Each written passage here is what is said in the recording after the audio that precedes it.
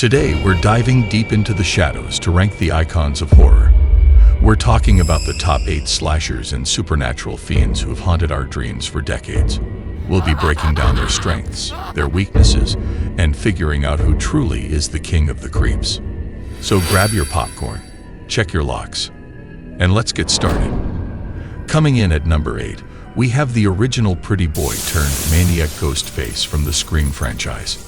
Now, Ghostface's biggest strength is their unpredictability. It's never just one person under that mask. It's a new killer or killers with a new motive in every film. This keeps the mystery fresh and makes everyone a suspect. They're clever, tech-savvy, and love to play mind games, using horror movie tropes to taunt their victims. Their weakness, well, beneath the costume, they're just human. They're vulnerable. They can be outsmarted. And once their identity is revealed, the fear factor drops significantly. They bleed, they feel pain, and they can definitely be taken down by a well-placed television set. Next up at number 7 is the face of fear from the Texas Chainsaw Massacre, Leatherface. This guy's strength is pure, unadulterated brute force. Wielding that roaring chainsaw, he's an intimidating, unstoppable force of nature. He doesn't need a motive beyond protecting his deeply disturbed family. The sheer terror he inspires comes from his primal, almost animalistic nature.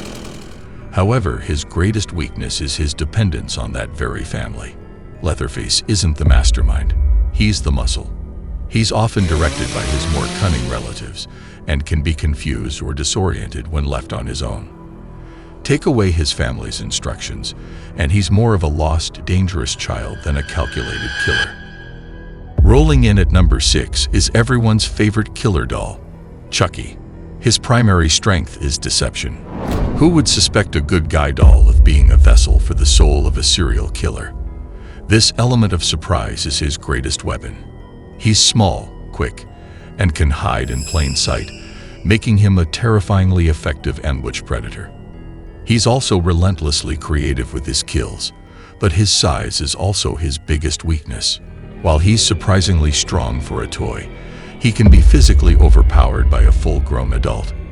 He's also limited by his plastic body, which can be damaged, melted, or straight up destroyed. Good luck keeping him down for good, though. At number 5, we have the clown that made an entire generation afraid of circuses. Pennywise from it. Pennywise's power is immense and almost godlike. Its greatest strength is its ability to shape-shift into its victims' deepest, darkest fears. It feeds on terror, so the more scared you are, the more powerful it becomes. It can manipulate reality, create vivid illusions, and psychologically torture its prey before going in for the kill. Its weakness, however, is beautifully ironic. Pennywise is bound by the very fear it creates. If you can overcome your fear, if you can stand up to it and believe it has no power over you, it becomes weak and vulnerable. The power of friendship and courage is its kryptonite. Breaking into our top 4 is the master of macabre games, John Kramer, also known as Jigsaw from the Saw franchise. Jigsaw's strength isn't physical, it's intellectual. He's a brilliant engineer and a master psychologist. He doesn't just kill, he creates elaborate, inescapable traps designed to test his victims' will to live. His influence is so profound that his work continues long after his death through his apprentices.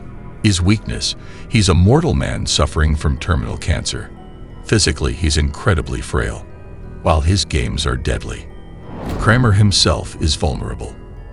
Furthermore, his entire philosophy relies on his victims having a chance to survive, a code that his more sadistic apprentices often ignore, arguably making them even more dangerous. Now for our top 3, kicking it off is the Springwood slasher, the one and only Freddy Krueger. Freddy's strength is his near total control over the dream world. When you're asleep, you're in his domain, where he is a god. He can warp reality, defy physics, and kill you in the most imaginative and cruel ways possible. The fear he generates isn't just about dying.